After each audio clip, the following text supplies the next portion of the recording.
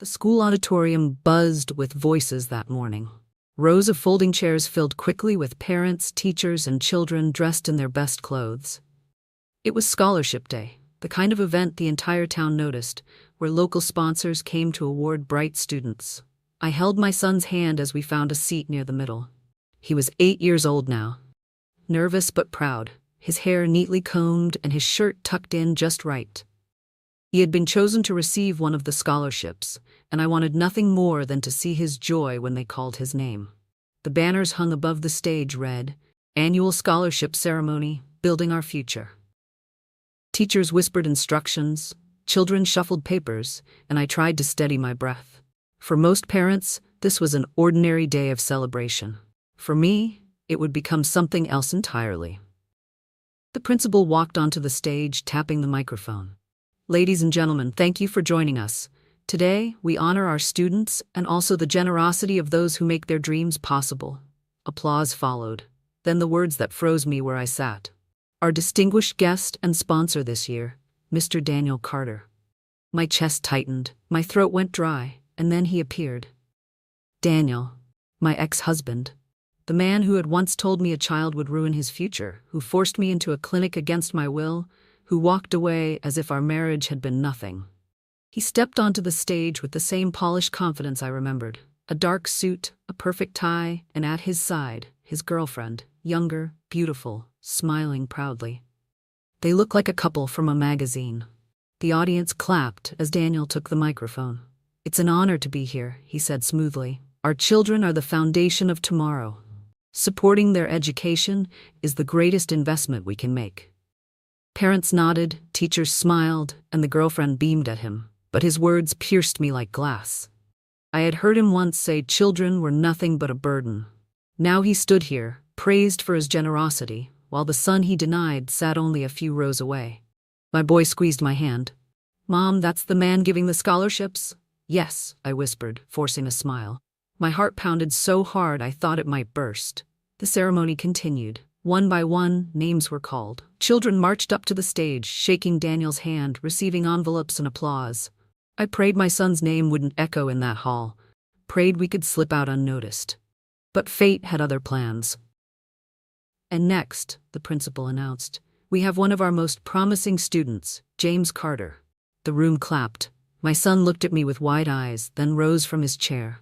His small shoulders squared with pride as he walked down the aisle toward the stage. Daniel's smile faltered.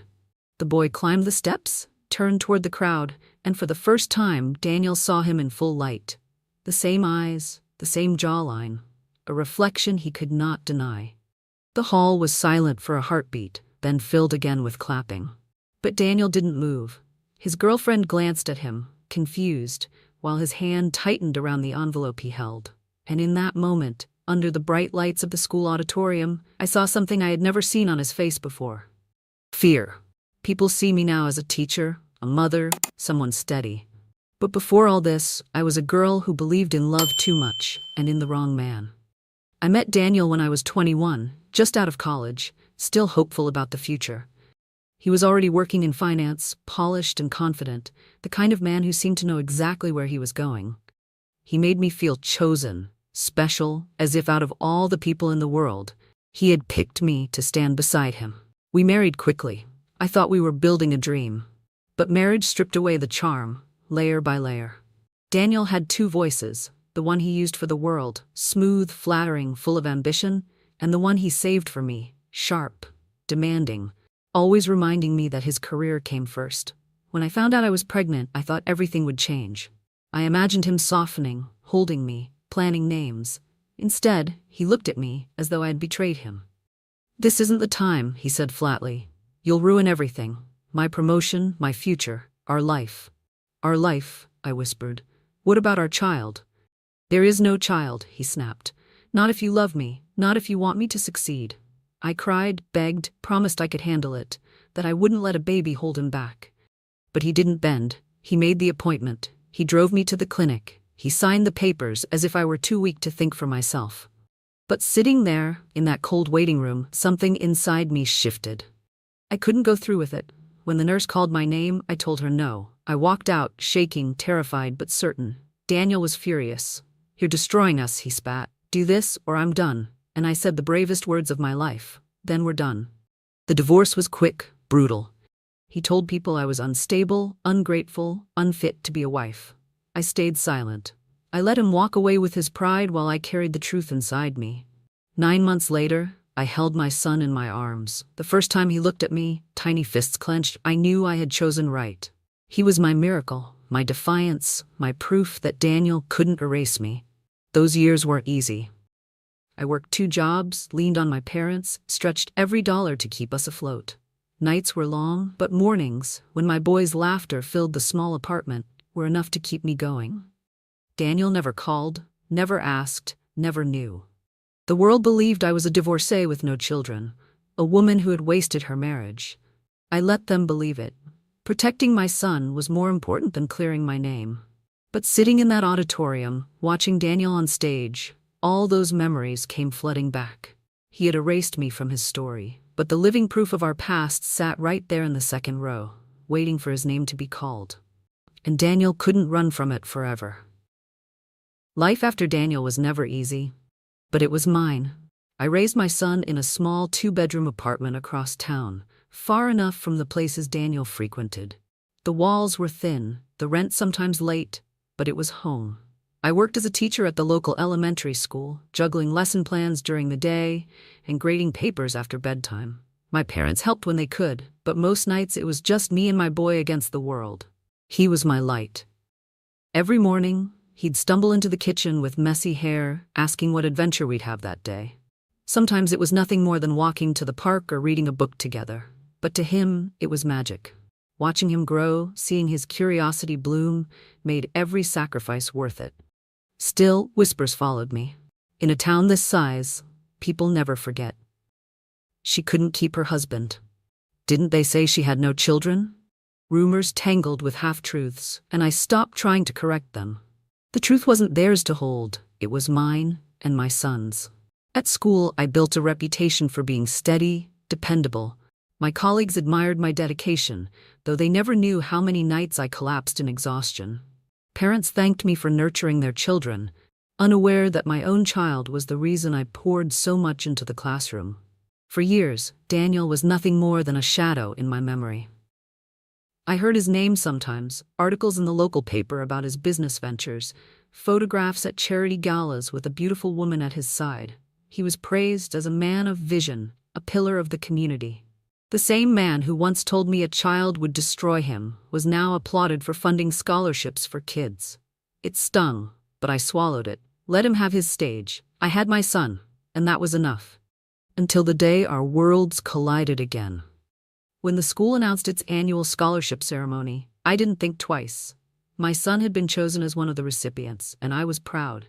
He had worked hard, earned his place. We prepared together. He practiced his thank you speech, picked out his best shirt, and asked 100 times if I'd clap the loudest. Then I saw the program. The guest speaker, the sponsor, the man of the hour, Daniel Carter. I stared at the paper, my hands trembling. It felt like the air had been stolen from my lungs. After all these years, after all the silence, he was coming back into our lives. Not privately, but in front of an entire auditorium. I told myself I could handle it, that I'd sit quietly, cheer for my son, and leave. But deep down, I knew this was more than chance. Life had brought him here, to the very stage where my son would stand, and there was no hiding anymore, because the truth I had protected for 8 years was about to step into the spotlight. Daniel always knew how to play a part. To the world, he was the picture of success. A sharp suit, a confident stride, the voice that carried authority. Newspapers called him a rising star in business. Photographs showed him at galas, shaking hands with city officials, smiling beside his beautiful girlfriend. He sponsored events, donated to schools, and positioned himself as a man who cared about the next generation. But I knew better. Behind closed doors, Daniel had been ruthless. He never shouted in public, but in our home, his words cut like knives. "Don't embarrass me. You'll ruin everything."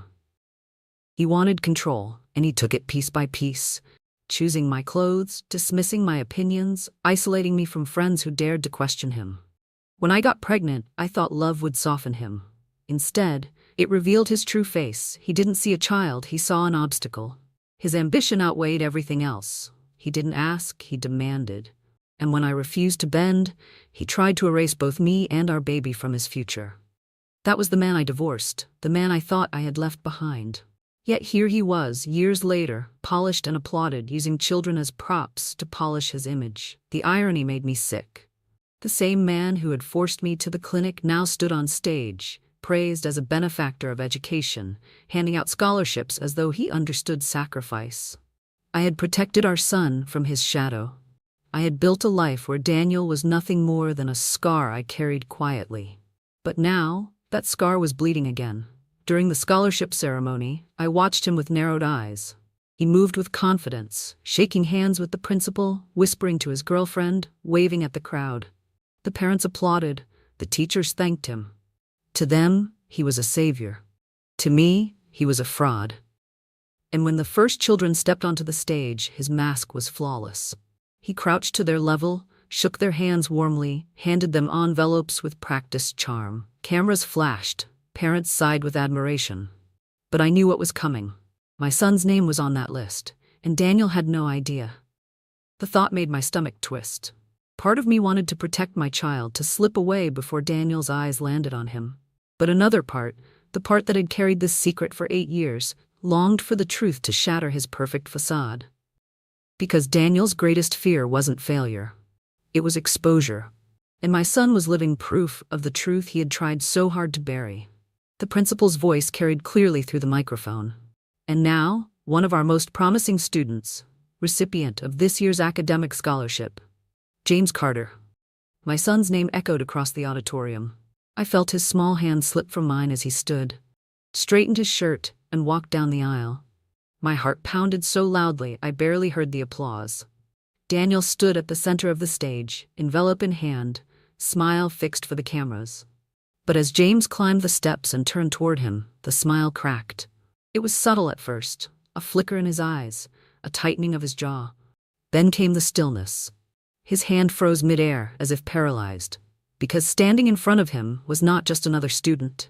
It was his mirror. The same dark eyes, the same jawline, even the stubborn way James held his shoulders, as if the world could not break him. Gasps rippled quietly through the audience. Parents leaned toward each other, whispering. Teachers glanced from the stage to the crowd, uncertain.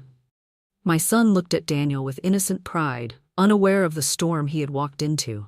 Congratulations, Daniel finally managed, his voice strained.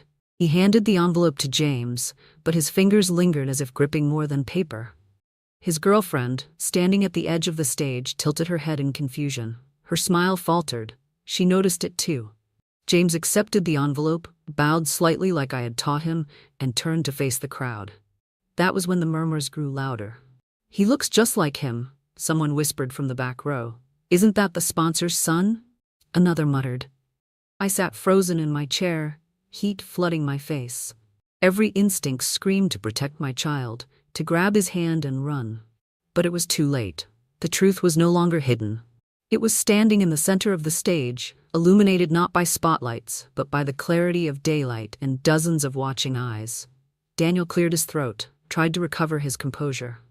James Carter, he said loudly, forcing a smile for the audience. A fine student. We are proud of his accomplishments. But his eyes never left James's face. They darted once toward me, sharp and accusing, as if I had ambushed him, as if I had planned this moment. I held his gaze steady. I wanted him to see that this wasn't revenge, this was reality. The truth he had tried to erase was alive, breathing, holding a scholarship certificate in front of an entire community. The applause resumed, shaky at first, then stronger. James walked back down the steps, grinning, clutching his envelope. He slid into the seat beside me, whispering, "Did I do okay, Mom?" I brushed his hair back and kissed his forehead. "You did perfect." But inside, my chest was on fire. The facade Daniel had built for years had just cracked in front of everyone. And I knew this was only the beginning, because secrets never stay buried forever. That night, after the scholarship ceremony, the applause and whispers still rang in my ears. I sat by the window long after James had fallen asleep, staring out at the quiet street. The image of Daniel's face when he saw our son replayed again and again. his frozen smile, the way his eyes darted toward me, sharp with recognition. I should have felt vindicated. For years I carried the truth alone, and in one moment the mask slipped from him. But instead of triumph, all I felt was dread. The whispers in the auditorium weren't just whispers. They would spread. Parents would talk, teachers would speculate, and soon Daniel would be forced to act. Not as a father, but as the man who could not allow a scandal to tarnish his empire. I brewed tea to calm my nerves, but my hands shook so badly I spilled half the cup. Sitting at the kitchen table, I pressed my palms flat against the wood, whispering, "Stay strong, for him." James was blissfully unaware. The next morning, he bounded into the kitchen with his certificate, grinning. "Mom, did you see everyone clap for me? Even the sponsor smiled so big." I forced a smile, swallowing the truth. "You were amazing, I'm so proud." But my stomach twisted. How long until Daniel tried to twist this moment, to rewrite it in his favor? He had money, lawyers, influence. I had none of that. Just my son and the truth I'd protected for 8 years. That afternoon, as I picked James up from school, I noticed a sleek black car parked across the street. Its windows were tinted, engine idling. My heart skipped. It didn't move even as parents and children streamed out around it. Only when I tightened my grip on James's hand and hurried him home did the car finally pull away. Panic clawed at me. He was watching. I double-checked the locks that night, then sat in James's room until he fell asleep, just to hear his steady breathing. Fear tried to drown me, whispering all the ways Daniel could rip our lives apart. But underneath the fear, something else began to stir. Anger. Anger at the years I spent silent while he thrived on lies. Anger at the thought of him using his power to intimidate me again. Anger that he might dare to see James as a threat rather than a son. I looked at my sleeping boy, his small hand curled into a fist on the pillow, and I knew I couldn't crumble. Not now. Not when everything I had built was at stake. When I turned off the light, I whispered into the darkness, "You will not control me again." The words steadied me. For years, Daniel had been the one writing the story. But the night after the ceremony, I understood something vital. This time, I wasn't the girl who begged him to stay. I was a mother with nothing left to lose, and a truth that could destroy him. And maybe, just maybe, the fear I saw in his eyes that day was proof he knew it too. 2 days after the ceremony, an envelope appeared in my mailbox.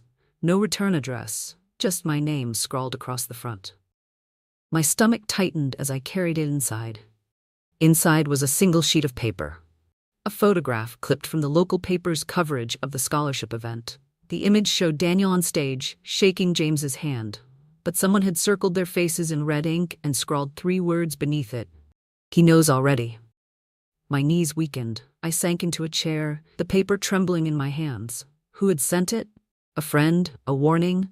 Or someone from Daniel's camp taunting me? I shoved the envelope aside, but a restless energy gripped me. I couldn't sit back and wait for Daniel to make his move. If he wanted a fight, I needed to know what he was planning. That night, after James was asleep, I pulled out the box I hadn't opened in years.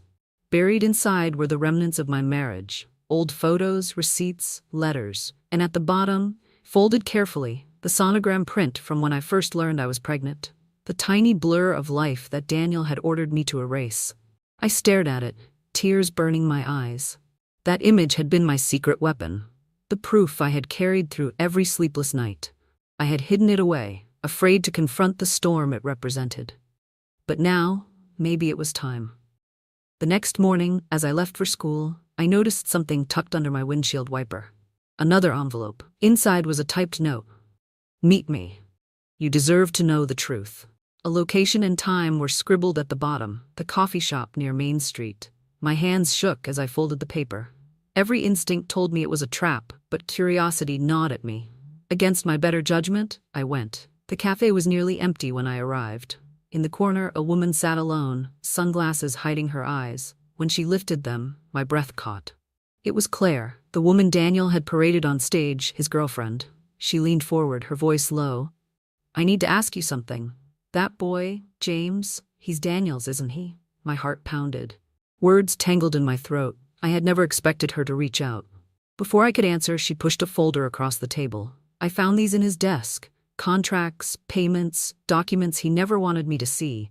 He's not who he pretends to be, and I think you already know that. Inside were financial statements, forged reports, evidence of fraud. My fingers trembled as I flipped through them.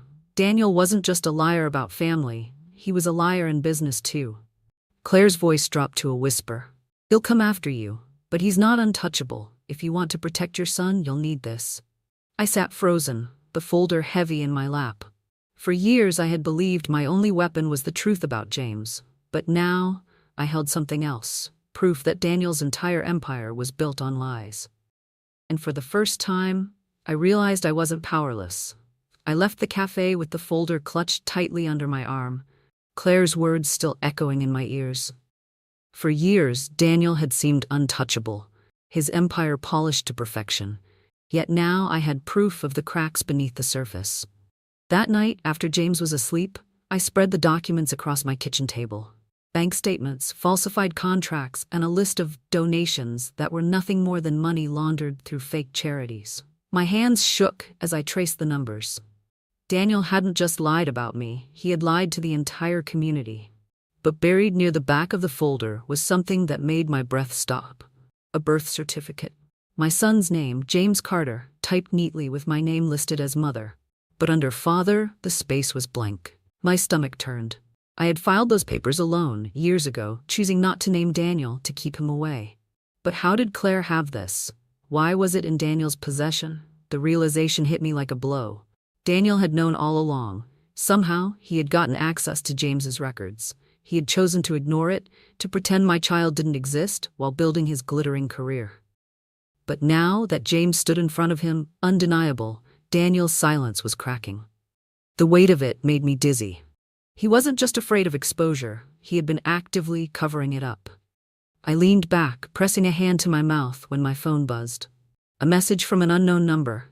You think you're safe. But I decide how this ends. My blood ran cold.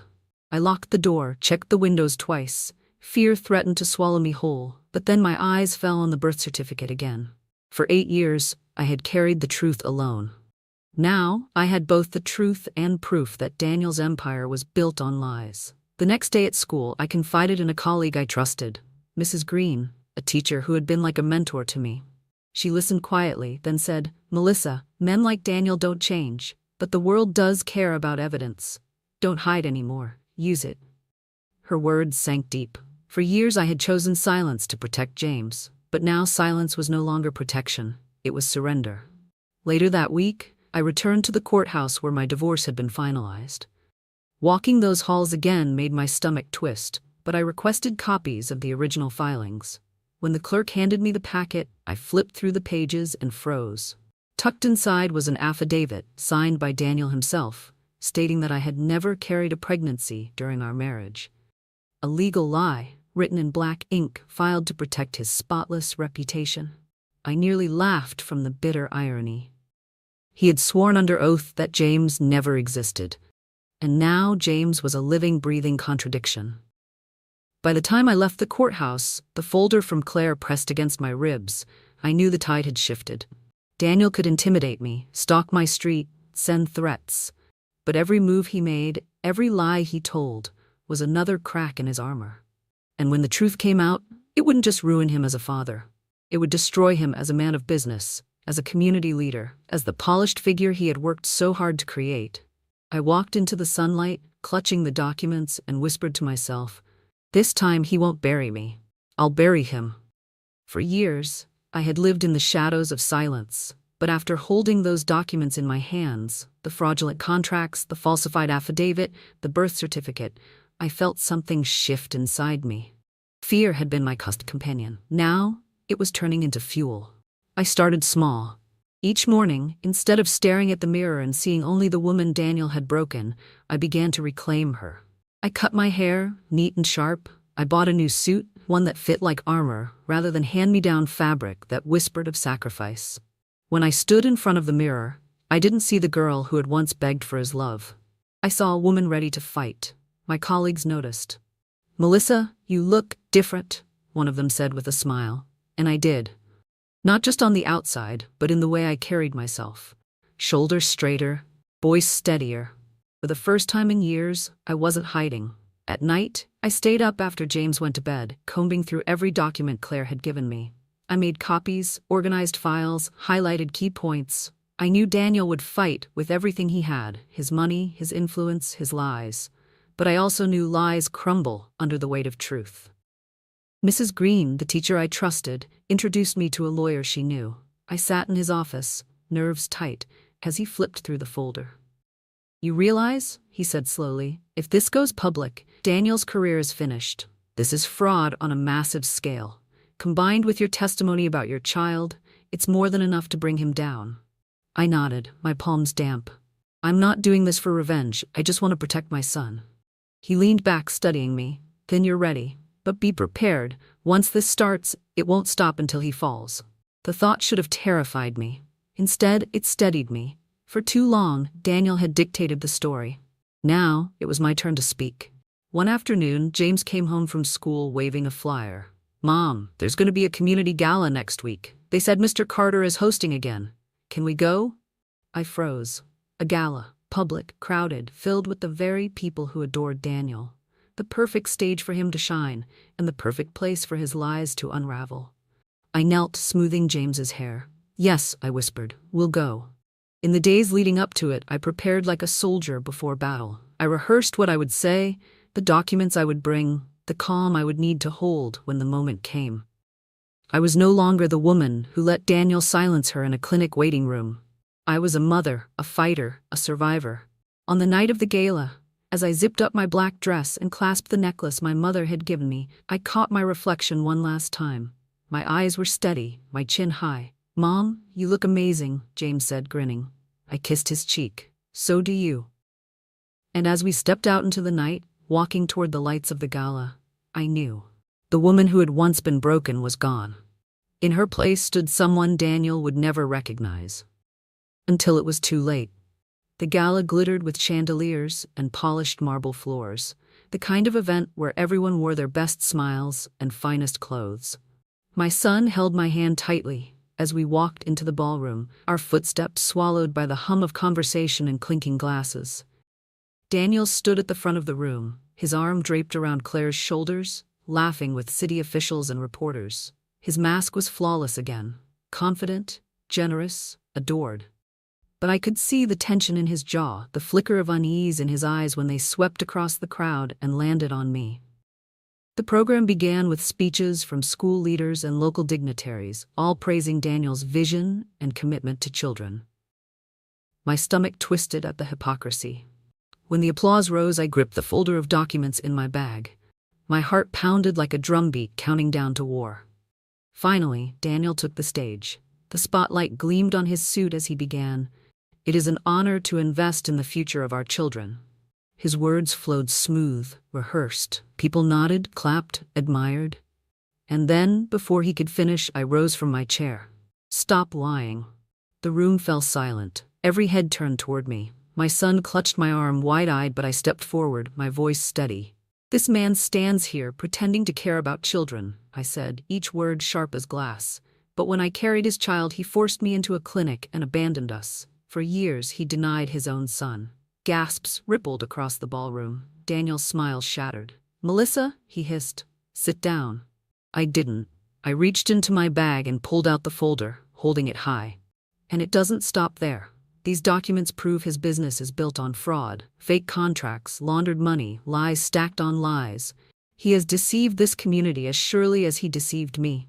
Reporters surged forward, cameras flashing. Murmurs erupted, growing louder with every second. Claire stepped back, her face pale, while Daniel stammered, "This is outrageous. She's unstable." But the crowd wasn't listening to him anymore. They were looking at my son, who stood bravely beside me, his features a mirror Daniel could no longer deny. The truth was written in his face, clearer than any document. The principal, flustered, rushed to the microphone. We need to investigate these claims." "You should," I said firmly. I handed the folder to a reporter in the front row. "The evidence is all there. The truth always finds its way out." Security moved toward Daniel as the room dissolved into chaos. Questions shouted, cameras flashing, whispers spreading like wildfire. Claire slipped away from his side, refusing to meet his eyes. And for the first time, Daniel stood alone. I held my son's hand tightly, guiding him toward the exit as the storm raged behind us. My knees trembled, but my spirit was unshaken. I had spoken, finally, and the silence that had bound me for 8 years was broken. Outside, the night air was cool against my skin. My son looked up at me, confusion and pride mingling in his eyes. "Mom, are we gonna be okay?" I knelt, pressing a kiss to his forehead. "Yes," I whispered, "because the truth is on our side, and the truth always wins." Behind us, the doors burst open, reporters spilling into the street, Daniel's name already unraveling under the weight of scandal. Justice had begun. Weeks passed, and the scandal grew louder. Headlines filled the papers, local businessmen under investigation for fraud. Daniel's empire crumbled piece by piece. Contracts dissolved, investors pulled away, and the community that once praised him now turned its back. He became a ghost of the man he had pretended to be, swallowed by the lies he had built. But in my home, peace began to bloom. James still carried his scholarship certificate proudly, but now he pinned it to the refrigerator with a magnet shaped like a star. Every time he walked by, he grinned. Life returned to its rhythm. School mornings, homework at the kitchen table, bedtime stories that ended in laughter instead of fear. One afternoon, as I graded papers, James came to me with a sheet of construction paper. "I made something," he said shyly. It was a drawing, crayon lines of a small house, a tree, and 2 figures holding hands, a woman with long hair and a boy with a wide smile. Above them, written in messy but determined letters, were the words, "My hero is Mom." Tears blurred my vision. I hugged him tightly, pressing my face into his hair. For years I had worried that my silence, my choices, my battles would scar him. But here he was, seeing not the pain but the strength. That night, as we ate dinner, he asked, "Mom, are we really okay now?" I reached across the table, squeezing his hand. "Yes, sweetheart, we're better than okay. We're free." The weight I had carried for 8 years was gone. No more hiding, no more fear, just me and my son, standing in the light of truth. And as I tucked him into bed, listening to his soft breathing, I realized something profound. The story wasn't about what Daniel had taken from me. It was about what I had kept. Love, resilience, and a future worth fighting for. For the first time in a long time, I slept soundly, knowing tomorrow held not shadows, but hope.